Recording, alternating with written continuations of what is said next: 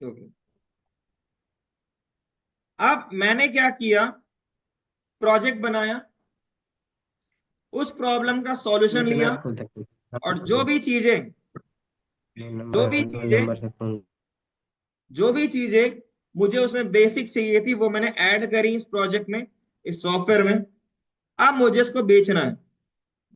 अब अगर आपको किसी भी प्रोडक्ट को बेचना है तो आप क्या करोगे, मार्केटिंग। सिंपल सी बात है। अब मार्केटिंग जब होती है तो दो प्रकार की होती है, एक होती है ऑफलाइन, एक होती है ऑनलाइन। ऑफलाइन में बोर्ड, बड़े बड़े होर्डिंग्स लगे होते हैं।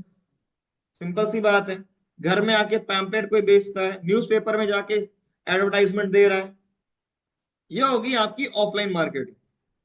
एक होती है ऑनलाइन मार्केटिंग।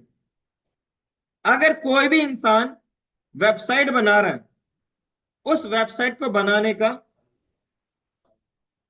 उस वेबसाइट को बनाने का कुछ मोटिव है।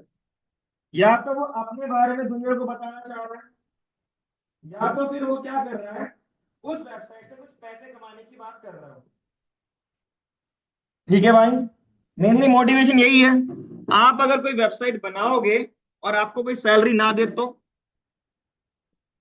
जब तुम्हें भाई पैसा मिलेगा, उसको भी तो पैसा चाहिए। सिंपल सी बात है। तो वैसे ही अगर आप किसी प्रोडक्ट को बनाओगे तो आप करोगे मार्केटिंग, ताकि वो प्रोडक्ट बिके, जिससे आपकी सर्वाइवल हो। सिंपल सी बात है। अब आपने करी ऑनलाइन मार्केटिंग, और ऑनलाइन मार्केटिंग में जनरली हम करते हैं SEO, search engine optimisation, SMO, और ये बहुत सारे होते हैं। फेसबुक में मार्केटिंग कर दी, इंस्टा में मार्केटिंग कर दी, गूगल के थ्रू SEO मार्केटिंग कर दी। अब जब कभी भी कोई भी प्रोडक्ट परचेस करेगा ना, हर कोई प्रोडक्ट तो परचेस नहीं करेगा। हर कोई रोल्स रॉयस थोड़ा लेता है। सिंपल सी बात है। ऐसे ही जब कभी भी कोई भी प्रोडक्ट को परचेस करेगा तो भाई मैं एज अ जो मैंने बनाया है, वो मैं अपना टारगेट ऑडियंस सेट करूंगा। अब जो टारगेट ऑडियंस होंगी, टारगेट पीपल्स होंगे, वो एसईओ के थ्रू कैसे भी मैं मैनेज करके बेचना चाहूंगा। लेट्स सपोज मैंने 10 लोगों को बेचा अपना प्रोडक्ट। अब जब कभी भी आप कोई प्रोडक्ट बनाते हो और उसे क्लाइंट को डिलीवर करते हो, अब यहाँ पे कुछ इश्यूज आते हैं।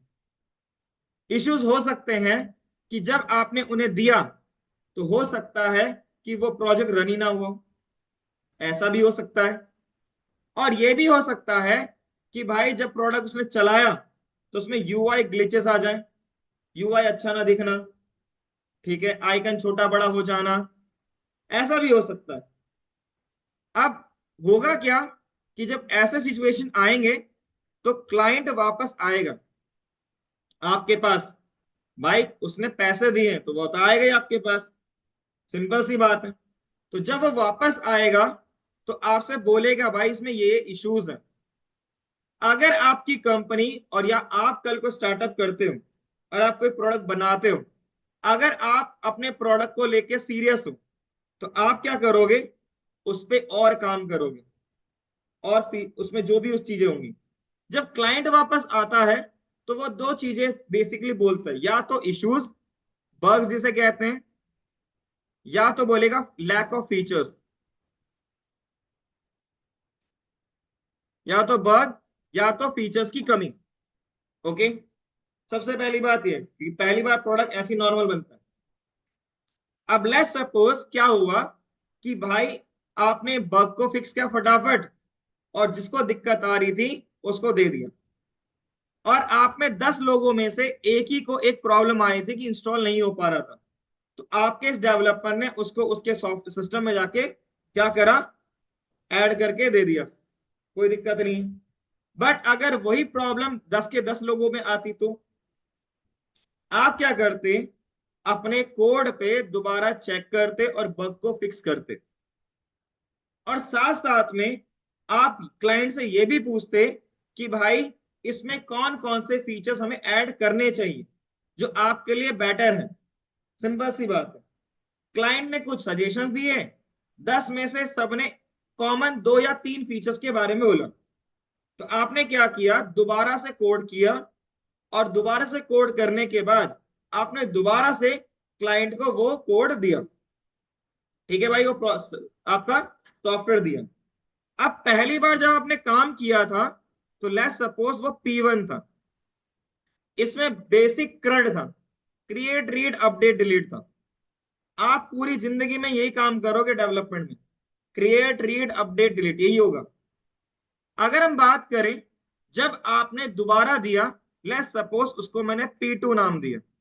अब एक चीज बता देता हूं, अगर आप पहली बार जो कोड कर रहे थे और बाद में दोबारा से आपने उसमें बग फिक्स करे, आपने फीचर्स को ऐड करे, ये भी हो सकता है कि पहले जो आपने कोड किया हो उसको हटा के दोबारा नया कोड लिखा हो, ये भी हो सकता है। अब मुझे कंपैरिजन करना है कि पहले जब मैं P1 था तो मैं क्या कोड कर रहा था, कौन से बग आ रहे थे और उसमें क्या क्या फीचर्स थे, और जब मैंने P2 दिया तो मैं वहां पे क्या क्या मैंने एक्स्ट्रा पीस ऑफ कोड किया। हो सकता है कि मैंने पूरा डिजाइन सिस्टम डिजाइन ही चेंज कर दिया, उसका डिजाइन पैटर्न, ये भी हो सकता है। और साथ में मैंने यहाँ पे बग को फिक्स भी करे जो इसमें आ रहे थे, और जो इसमें फीचर्स की कमी थी वो मैंने इसमें ऐड कर दी। अब यहाँ पे क्या कर रहे हैं, हम कंपैरिजन कर रहे हैं बिटवीन टू डिफरेंट कोड, जब पहली बार दिया तब का कोड और अब का कोड, फीचर्स बग सबको मिला के। अगर आप दो अलग अलग कोड को कंपेयर करते हो, दैट इज कैटेगराइजेशन।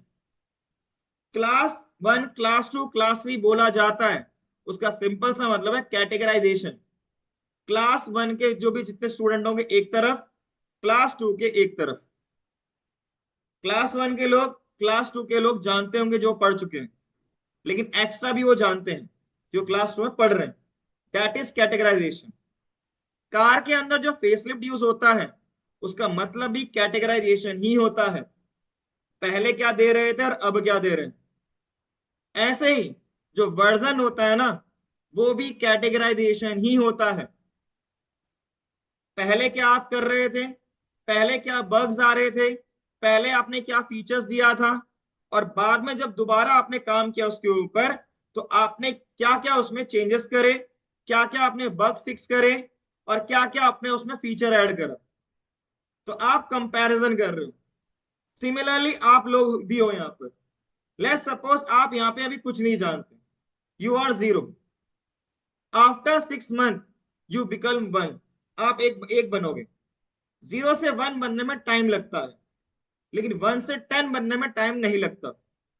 वो तभी पॉसिबल है जब आपने 0 से 1 बनने में मेहनत करी, क्योंकि आप यहाँ पे टेक्नोलॉजी को पढ़ोगे, उससे छोटे मोटे प्रोजेक्ट बनाओगे, बट कंपनी में उसको यूटिलाइज करोगे, कंपनी में उससे कोड करोगे, कंपनी से उससे प्रोजेक्ट एक्चुअल में जो रियल टाइम प्रोजेक्ट्स हैं वो बनाओगे। जैसे लाइक आप पेटीएम यूज करते हो, फोन पे यूज करते हो, वो रियल टाइम प्रोजेक्ट्स हैं, आप उस पे काम करोगे तो आप ज्यादा चीज सीखोगे। दैट आपका भी वर्जन कहलाएगा वो। Clear? Version is nothing but categorisation. तो अगर आप ये देख रहे हो, जो टॉप में देख रहे हो, ये जो आपका मिल रहा है डॉक टाइप HTML, ये आपका ओनली एंड ओनली वर्जनिंग की बात करता है। HTML के टोटल 6 वर्जन आए हैं। HTML1 जो 1993 में पहली बार आया था, फिर 2, फिर 3, फिर 4, फिर HTML XML आया था, फिर अभी जो आपका चल रहा है वो HTML5 करंट है। और सिंपल सी बात ये है, ये आया था 2012 में, आज से तकरीबन 12 या 13 साल पहले। और जितने भी मॉडर्न ब्राउजर्स हैं सब HTML5 को सपोर्ट करते हैं। ओके भाई, और एक और चीज और बता दो भाई, ये मत सोचना पहले मैं HTML1 को पढ़ूं, फिर 2 को पढ़ूं, फिर 3 को पढ़ूं, फिर HTML XML को पढ़ूं या 4 को पढ़ूं, बाद में 5 को पढ़ूं, वेस्ट ऑफ टाइम। मान लो आपको दीवार बनानी है तो पहले मिट्टी की दीवार बनती थी, है ना भाई। फिर अगर जापान में जाते हो या US में जाओगे तो वहां पर लकड़ी की दीवारें बनती हैं। इंडिया में आपकी मिट्टी से पकी हुई ईंटों की बनती हैं। अब वो भी 3 प्रकार की होती हैं, दीवार तो बनानी है ना, क्यों सोच रहे इतना टाइम? ईंटें लो लगाओ, आपने पास इजीली अवेलेबल है। वही चीज आपको यहां पर करना है। जितना टाइम आप एचटीएमएल में दोगे उतना वेस्ट ऑफ टाइम होगा। सीखना है सीएसएस सीखना, जितना सीखना सीखना है, जेएस पे काम करना, जितना आपको सीखना, जितना इंडेप्थ पढ़ना। क्लियर? तो एचटीएमएल का उतना पढ़ना जितनी आपकी जरूरत है, उससे एक चीज फालतू मत पढ़ना। और एक और चीज, जो पहले से बनी हुई चीजें हैं दोबारा उसको रिक्रिएट करोगे, भाई वेस्ट ऑफ टाइम है। पहले से बनी हुई चीजों से कुछ नया प्रोडक्ट बनाओगे तो बढ़िया चीज है। एग्जाम्पल, जावा किससे बनी है? सी सी प्लस प्लस से। ऐसा तो नहीं है कि जावा को पहले उसके लिए अलग से पहले कोडिंग करी होगी, स्टार्टिंग से बनाया होगा, नहीं। सी प्लस प्लस पहले बनी हुई थी, उससे एक्सटेंड करके जावा बना दी। जेएस भी यही करी। क्लियर? तो कहने का सिंपल सा मतलब ये है कि जो चीज बन चुकी है उस पर टाइम वेस्ट मत करना, दोबारा मत बनाना। अपने अकॉर्डिंग सीखना तो अलग बात है, लेकिन आपको कोई प्रोडक्ट बनाना है तो बनी बनाई चीजें जो मिली आपको अवेलेबल है उससे नया प्रोडक्ट बनाओ तो बेटर रहेगा। तो ये जो आपके पास है ये ओनली एंड ओनली वर्जन के बारे में बताता है। क्लियर? ओके। और अभी आप जो यूज करोगे दैट इज HTML5। ओके। अब यहाँ पे आप HTML1 को भी यूज करोगे, 2 को भी यूज करोगे, 3 को भी यूज करोगे, 4 को भी यूज करोगे, XML को भी यूज करोगे, HTML XML, और 5 को भी। पानी दे दे भाई इसको अगर किसी के पास पानी है तो। क्लियर? कोई डाउट? चलिए, अब एक्चुअल में जो आपका HTML का कोड स्टार्ट होता है वो आपका यहां से होता है, HTML से। और मैंने आपको बताया था दो तरीके के लिखने के पर्सपेक्ट टैग होते हैं, एक open and close, open and close, open and close, open and close, open, open. इसका क्लोजिंग है ही नहीं। ये जो लिखा जा रहा है इसको इग्नोर मारना, इसको हटा दो, भूल जाओ इसे। मैं इसको हटा दूं ऐसे तो ये। क्लियर? कोई डाउट? तो लिखने के पर्सपेक्टिव हमारे पास दो तरीके के टैग्स अवेलेबल है जो एचटीएमएल में लिखोगे। एक आपका ओपन एंड क्लोज टैग और एक आपका ओपन टैग। जब कभी भी आप HTML की कोडिंग करोगे जिससे आप स्ट्रक्चर बनाओगे तो उसका स्टार्टिंग पॉइंट आपका HTML से होना चाहिए। अगर आप इसको नहीं भी लिखोगे कोई फर्क नहीं पड़ता। जितने भी मॉडर्न ब्राउजर्स हैं, चाहे वो क्रोम हो, सफारी हो, मोजिला हो, एज हो, कोई भी हो, जो राइट नाउ बहुत ज्यादा चल रहे हैं, वो सब HTML5 को सपोर्ट करते हैं। ठीक है भाई, नहीं भी लिखोगे तब भी चल जाएगा। बट मेरी रिकमेंडेशन ये है हमेशा टॉप में इसको लिखना, ताकि कोई कल को आपके कोड को पढ़े तो समझ पाए कि आपने यहाँ पे जो कोडिंग करी है वो HTML5 के अकॉर्डिंग करी है। क्लियर? नहीं तो वर्जन के बारे में टाइम लगता है सोचने में। अब दूसरी बात यह है कि ये क्या है, ये आपका टैग है, ये भी आपका टैग है, ये भी आपका टैग है, और ये भी आपका टैग है, और ये भी आपका टैग है। अगर आप कोई भी टैग यूज कर रहे हो उसका अपना कुछ ना कुछ मतलब होता है। ओके भाई, कुछ ना कुछ मतलब है। तो सबसे पहले हम बात करते हैं इसकी। जिस घर में आप रह रहे हो, जो आपका खानदानी घर होगा, गांव का घर, उसको किसी ना किसी ने तो बनाया होगा। सिंपल सी बात, दैट इज नींव। वो नींव कहलाता है, उसे रूट कहते हैं, है ना भाई? वैसी अगर हम बात करें, जब आप HTML में कोडिंग करोगे तो HTML is the root tag, यही होता है आपका स्टार्टिंग पॉइंट। नहीं लिखोगे ऑटोमेटिकली ब्राउजर ऐड कर देगा। ओके भाई, मैंने नहीं किया था, ऑटोमेटिकली ब्राउजर ने ऐड कर दिया था। ये आपका रूट टैग है भाई। ओके, मतलब स्टार्टिंग पॉइंट ऑफ HTML। दूसरा, इसके बाद आपको इसके अंदर दो टैग मिल रहे हैं। जब कभी भी आप किसी टैग के अंदर किसी दूसरे टैग को लिखोगे उसे कहेंगे नेस्टेड टैग, नेस्टिंग कहते हैं। टर्म्स बहुत इंपॉर्टेंट है आपकी आईटी इंडस्ट्री के अकॉर्डिंग, किसको क्या बोलते हैं वो पता होना चाहिए। इसको कहते हैं नेस्टिंग टैग। ये आपका टैग नेस्टेड टैग है अकॉर्डिंग टू एचटीएमएल, और ये भी बॉडी आपका नेस्टेड टैग है अकॉर्डिंग टू एचटीएमएल। अगर आप open and close tag use करते हो तो उसके बीच में ही आप कुछ ना कुछ ऐड कर सकते हो, लेकिन ओपन टैग के बीच में कुछ भी ऐड नहीं होता, उसका काम अलग होता है।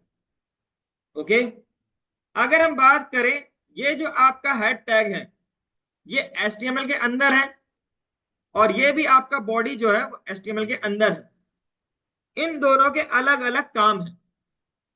जो आपका हेड होता है ये क्या करता है, जब कभी भी आप कोई भी वेबसाइट बनाओगे, एक होता है दिखने वाला पार्ट और एक होता है बिहाइंड द सीन्स वर्क करने वाला पार्ट। आप खाना खाते हो, हर कोई आपको खाना खाते हुए देखेगा, बट आपका खाना कैसे डाइजेस्ट हुआ वो थोड़ा ना जानता है कोई, वो बैकग्राउंड में वर्क करेगा। ऐसे ही जो हेड होता है वो बैकग्राउंड में चलने वाला होता है। इसके अंदर जो भी आप लिखोगे उसमें से दो ही ऐसी चीजें हैं, दो ही ऐसे टैग टैग यूज करोगे जो यूआई को रिप्रेजेंट करेगा। इसके अलावा आप यहाँ पे जो भी लिखोगे वो बैकग्राउंड में चलता है। Okay, behind the scenes. आपको सीएसएस अप्लाई हुआ मिलेगा, आपको दिखेगा नहीं वो चल कैसे रहा है। आपको जेएस अप्लाई हुआ मिलेगा, पूरा अप्लाइड होगा, क्लिक कर रहे हो पॉपअप आ गया, लेकिन बिहाइंड द सीन्स क्या चला पता नहीं। लेकिन आप वीडियो एलिमेंट को यूज कर रहे हो, टैग को यूज कर रहे हो, वो प्ले करोगे तो ही चलेगा। आप ऑडियो टैग को यूज कर रहे हो, आप इमेज को यूज कर रहे हो, वो दिखेगा। तो जो दिखता है आपका जब वेबसाइट ओपन करते हो तो बॉडी के अंदर लिखते हैं, बॉडी के अंदर वो लिखते हैं जो हमें यूआई को रिप्रेजेंट करना है। ओके भाई, मतलब कहने का मतलब ये है कि मैंने यहां पर amazon.in लिखा, ठीक है, amazon.in लिखा। इसके अंदर हम देखें तो भाई जो भी कंटेंट आपको दिख रहा है, चाहे वो इमेज कंटेंट हो, चाहे आपका ये वाला कंटेंट हो, चाहे आपको इमेज ये दिख रहा है, ये वाला पूरा कंटेंट, ये दिख कैसे रहा है आपको थोड़ा ना पता चला कि अप्लाई कैसे हुआ। सीएसएस डायरेक्टली अप्लाइड हो गया, चला तो नहीं ना। अब मैं इस पे क्लिक कर रहा हूं, मुझे कैसे पता चला कि जेएस का कोड चला, वो बैकग्राउंड में चला। तो कुछ चीजें आपकी बैकग्राउंड में चलेंगी, कुछ चीजें आपको दिखती मिलेंगी। जो भी चीजें आपको दिखेंगी वो सब आप बॉडी के अंदर लिखोगे, जो भी आपको मिलेगा देखने को वो आप बॉडी के अंदर लिखोगे। और जो भी चीजें आप बैकग्राउंड में चलेंगी वो जनरली हम हेड के अंदर लिखते हैं।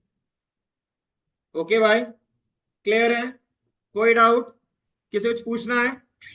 सर हम ये कैसे आइडेंटिफाई करते हैं कि कौन सा ओपन टैग है कौन सा क्लोज टैग है? प्रैक्टिस।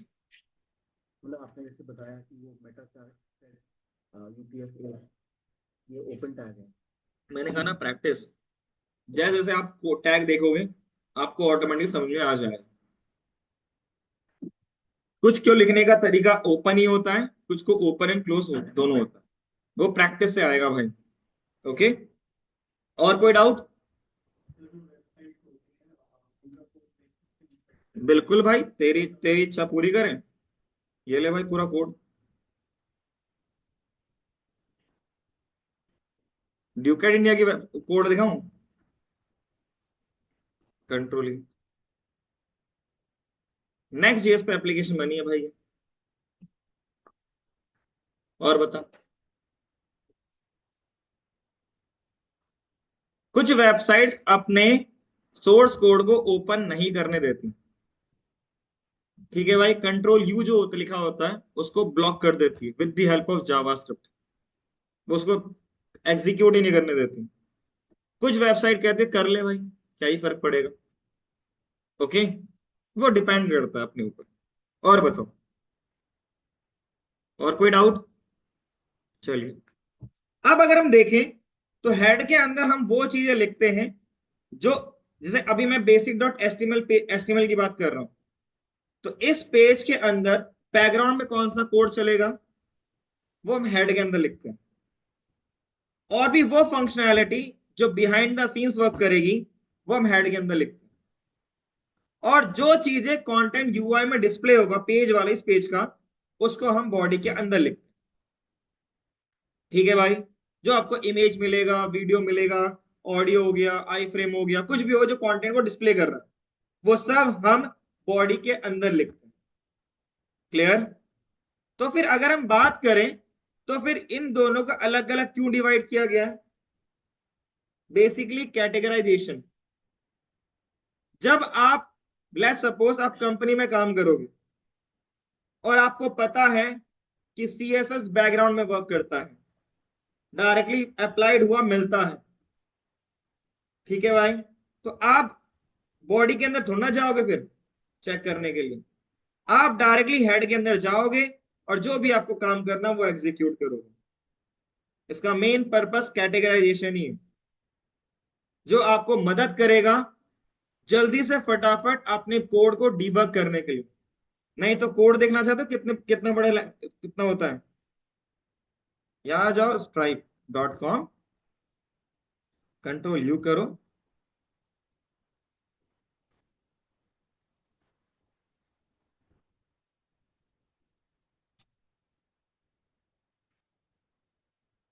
कितना दिख रहा है? और कैसा यूआई है, बस इतना बड़ा इतना यूआई।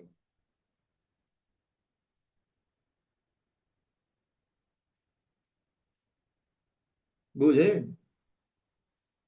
ये होता है। कल से चुंगम बाहर फेंक के आइयो। ओके, तो इसीलिए हमें क्या करना होता है, कैटेगराइजेशन करनी होती।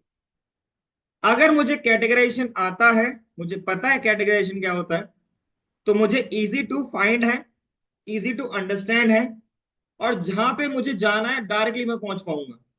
नहीं तो भाई 32,000 लाइन का कोड दो, कितना चेक करते 1 बाय 1 लाइन, दिक्कत तुम्हें ही होती।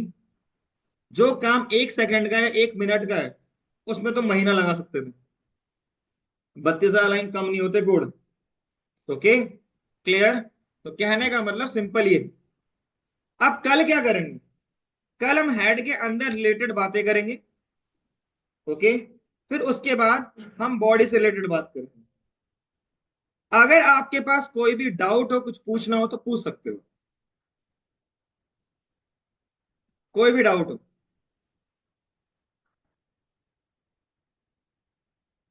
कोई डाउट है? कोई डाउट? चलिए फिर आज के लिए इतना ही करते हैं। क्या करना है आज के लिए? टेम्पलेट डाउनलोड करना है कोई भी फ्री ऑफ वाला, और उस कोड को पढ़ना है। दो तरीके से हम सीखते हैं, दूसरे कोड से और अपने कोड से। अगर अच्छे से सीखना है तो दूसरे कोड को डाउनलोड करके एक बार देखो, पढ़ो उसे। ठीक है? क्लियर? और कुछ ना कुछ यूआई बनाना चालू कर दो। डन भाई? चलिए आज के लिए इतना ही। कुछ पूछना है किसी को ऑनलाइन में?